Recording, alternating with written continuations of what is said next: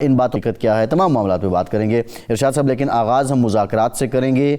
میرا بنیادی سوال یہی ہے کہ مذاکرات سے متعلق جو جواب آیا ہے، جو ذرائع سے رپورٹ ہو رہا ہے، وہ تو بڑا خوشائند لگتا ہے کہ مطالبات جو تھے وہ قریب تقریباً جو اپوزیشن کے تھے ان کو مانا گیا،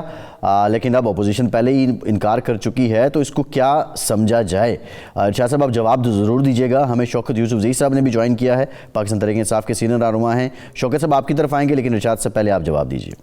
دیکھیں عباس صاحب، یہ جو آج جو کچھ رپورٹ ہو رہا ہے ہمارے سامنے ایگزیکٹ تو وہ مسودہ نہیں ہے کہ کیا جوابات ہیں، یہ تو اس کو آفٹر تھاٹ کہا جا سکتا ہے، کیونکہ کل جب جناب ایاز صادق صاحب نے گفتگو کی پریس سے بات کی، مذاکرات کی ناکامی کا ایک لحاظ سے اعلان کیا، اور اس کے ساتھ ہی گفتگو کی جناب deputy prime minister Ishaq Dar صاحب نے، انہوں نے یہ کہا کہ چونکہ وہ مذاکراتی کمیٹی جو اپوزیشن کی ہے وہ آئی ہی نہیں مذاکرات کے لیے، تو اب ہم اپنا جواب اوپن نہیں کریں گے، نہ سپیکر صاحب کو جمع کرائیں گے، اس کی اب ضرورت نہیں ہے۔ وہ اسی صورت میں تھا کہ وہ آتے مذاکرات کی میز پر، ہم ان کے سامنے اپنا جواب پیش کرتے یا سپیکر صاحب کو پیش کرتے، وہ ان کو دکھاتے۔ اگر آج انہوں نے یہ مذاکرات کا جو معاملہ ہے آگے بڑھانے کے لیے اپنا جواب جمع کرا دیا ہے اسپیکر آفس میں اور اسپیکر کو دے دیا ہے، تو اس سے دو نتیجے نکلتے ہیں۔ ایک تو یہ ہے کہ حکومت جتنا اس معاملے کو، مذاکرات کو ایزی لے رہی تھی، اب اس کو احساس ہوا ہے کہ اتنا ایزی نہیں ہے، سنجیدہ ہمیں بھی ہونا پڑے گا۔ اور دوسرا یہ ہے کہ وہ جو جواب کے حوالے سے کل کی ان کی سوچ تھی وہ بدل گئی ہے راتوں رات، اور انہیں احساس ہوا ہے کہ ہم نے بر وقت جواب نہ دے کر اپوزیشن کو یہ موقع دیا ہے کہ وہ مذاکرات سے پیچھے ہٹ جائے، اور یہ ایک آفٹر تھاٹ جس کو کہتے ہیں، یہ ایک مثبت پیش رفت ہے کہ اس کا مطلب حکومت کو احساس ہے کہ ہم اگر وہ 7 ورکنگ ڈیز اور 28 تاریخ یہ کام اس چکر میں نہ پڑتے، 7 ورکنگ ڈیز تو پورے ہو چکے تھے، دن سے پورے ہو چکے تھے، تو اگر ہم ودن ٹائم لیمٹ یہ کر دیتے تو یہ مناسب ہوتا۔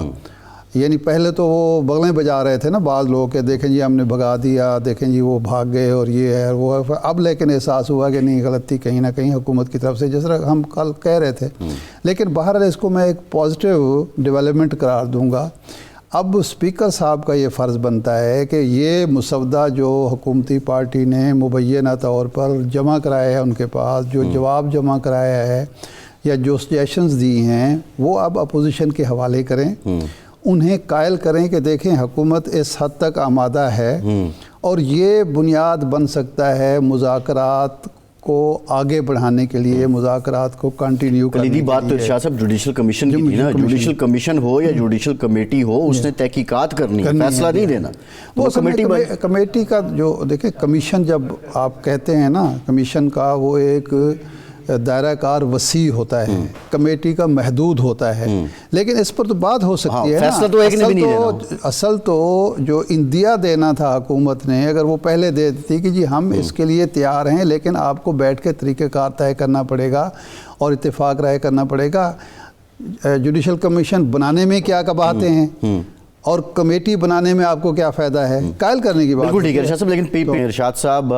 بڑی کوششیں آپ بھی کرتے رہے، احتجاج بھی کیا، پارلیمنٹری رپورٹر ایسوسی ایشن کا وفد آج صدر مملکت سے ملا، مولانا نے بھی فون کیا، لیکن بالآخر دستخط ہو گئے ہیں پی کا ترمیمی ایکٹ پہ۔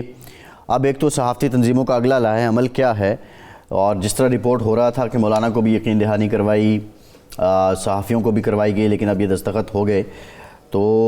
اب کیا لاہے عمل ہے صحافتی تنظیموں کا، سی پی این کا؟ لاہے عمل تو خیر ہم جوائنٹ ایکشن کمیٹی میں بنائیں گے، اور ظاہر بات ہے جدوجہد ہم نے کرنی ہے۔ ایک غیر آئینی جو قانون ہے بنایا گیا ہے غیر جمہوری انداز میں، اور جس قانون سے ہمارے جو بنیادی انسانی حقوق بھی تلف ہوتے ہیں، سلب ہوتے ہیں، شہری آزادیاں سلب ہوتی ہیں، آزادی اظہار رائے کا جو حق ہے وہ ہم سے چھینا جا رہا ہے، اس کے خلاف تو جدوجہد ہوگی۔ ہم ظاہر بات ہے عدالتوں میں بھی جائیں گے، پہلے بھی جب ایسی کوئی صورتحال ہوتی ہے تو ہم عدالتوں کا رخ کرتے ہیں، ہمیں سڑکوں پر آنا پڑا وہ بھی کریں گے، جو بھی قانونی تقاضے ہیں پورے کریں گے ہم۔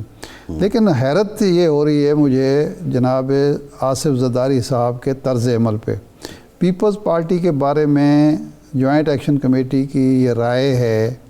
کہ یہ ہمیشہ صحافیوں کے ساتھ اور بات کرتے ہیں، حکومت کے ساتھ اور بات کرتے ہیں، ہوتے ہی حکومت کے ساتھ ہیں، لیکن لولی پاپ ہمیں دینے کی ہمیشہ کوشش کرتے ہیں۔ جب حتیٰ کہ عزت کا معاملہ تھا اس وقت بھی یہی ہوا، ہم آپ کے ساتھ ہیں، ہماری میٹنگز میں بھی آ گئے، پنجاب میں کہا گیا جی گورنر صاحب دستخط نہیں کریں گے، لیکن اس کے بعد وہ ہو گیا اور پیپلز پارٹی ساتھ نظر رہی۔ دستخط تو واقعی نہیں کیے، وہ چھٹی پر چلے گئے، ان کو چھٹی پر بھیج دیا گیا ہے، جو بھی صورت ہوئی، لیکن دستخط ہو گئے۔ اب تو عجیب بات ہے کہ مولانا فضل الرحمان صاحب سے صدر صاحب آصف زرداری صاحب کمٹمنٹ کر رہے ہیں، اور جو ہمارا پی آر اے کا وفد ملتا ہے صحافیوں کا، ان سے آپ کہہ رہے ہیں کہ جی اب آپ محسن نقوی صاحب امریکہ سے آ گئے ہیں، آپ کی ملاقات کرائی جائے گی، آپ کی تجاویز سنی جائیں گی، اور اس کے بعد دیکھیں گے کہ ہم نے دستخط کرنے ہیں نہیں کرنے، اور تھوڑی دیر کے بعد دستخط کر بھی دیتے ہیں۔ تو ایک اگر صدر مملکت کے منصب کا آدمی بھی اپنی بات کی لاج نہ رکھ سکے، اپنی کمٹمنٹ پر پورا نہ اتر سکے، تو اب کسی اور سے کیا توقع کی جا سکتی ہے؟ سینٹ کی کمیٹی میں بھی رویہ ان کا یہی رہا کہ ان کے ممبرز جو ہیں وہ خاموش بیٹھے رہے، یعنی اور پیپلز پارٹی سے تو سینیٹر پلوشا خان ہیں، ہاں نہیں ایک اور ممبر بھی ہیں، تو اور قومی اسمبلی میں ووٹ دیا۔ اس کے بعد بلاول بھٹو صاحب نے ایک تقریر بھی باہر کر دی کہ یہ قانون سازی بغیر مشاورت کے کیوں ہوتی ہے، کنسلٹیشن کیوں نہیں ہوتی۔ بھائی آپ اپنے ممبر سے کہیں کہ وہ نہ دیں ووٹ، لیکن پھر سینٹ میں ووٹ بھی دے دیا۔ تو عجیب دوہرا معیار ہے، اور یہ دوہرا معیار ہی اس ملک میں جمہوریت کی کمزوری کی وجہ ہے ہماری سیاسی جماعتوں کو۔ صحیح۔ یہ ہمیشہ اپنی سیاسی مصلحتوں کو، سیاسی مفادات کو قومی مفاد پر، معاشرے کے مفاد پر ترجیح دیتے ہیں۔ یہ آئین سے کمپرومائز کرنا پڑے، قانون سے کمپرومائز کرنا پڑے، جمہوری اقدار سے کمپرومائز کرنا پڑے، یہ کر لیتے ہیں، لیکن باتیں ایسی بنائیں گے کہ ان سے بڑا جمہوریت کوئی نہیں ہے، ان سے بڑا آئین کا محافظ کوئی نہیں ہے۔ عرفان صدیقی صاحب نے کہا کہ یہ اجلت میں ہوا ہے، وہ اس بات کا اعتراف بھی کر رہے ہیں، اور وہ کمیٹی کا رکن بھی ہیں بائی دا وے۔ نہیں اجلت میں ہوا ہے تو یہ کمیٹی قانون سازی اجلت میں ہوئی ہے، یہی دوہرے معیار ہیں۔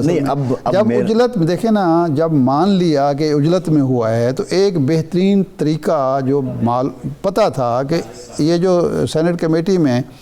یہ روک دیتے۔ ہم نے ہماری جو تنظیمیں ان سے مانگ رہی تھی، یہ تو نہیں کہہ رہی تھی کہ آپ ختم کر دیں، ہم یہ مانگ رہے تھے کہ ہمیں اتنا وقت دیں کہ ہم مشاورت کر کے آپ کو اپنی تجاویز پیش کر سکیں۔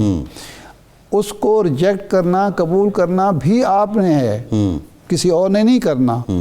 کم از کم آپ، یعنی پہلے جو سیاسی جماعتیں تھیں، حکومتیں تھیں، یہ سارے کام وہ بھی کرتی تھیں، اور یہی حکومتیں تھیں، یا پیپلز پارٹی کی تھی، یا مسلم لیگ کی تھی، یا پی ٹی آئی۔ ویسے پی ٹی آئی کو اب داد دینی پڑتی ہے کہ جب انہوں نے یہ پی کا ایکٹ لائے تھے وہ، تو اس کے بعد جب ہم نے شور مچایا تھا تو وہ رک گئے تھے۔ نہیں، وہ تو اس وقت کی اپوزیشن کو بھی داد بنتی ہے کہ ان کا دباؤ اتنا زیادہ تھا ہمارے ساتھ۔ ان کا کوئی دباؤ وائر نہیں تھا، وہ رک گئے تھے، وہ دباؤ تو مطلب اس وقت وہ ہمارے کیمپ میں کھڑے ہوئے تھے اپنے ٹی وی پر چہرے دکھانے کے لیے، خبریں چھپانے کے لیے، ورنہ اگر یہ کمٹمنٹ ہوتی، اگر ان کی کمٹمنٹ ہوتی تو آج وہی کام تو نہ کر رہے ہوتے نا۔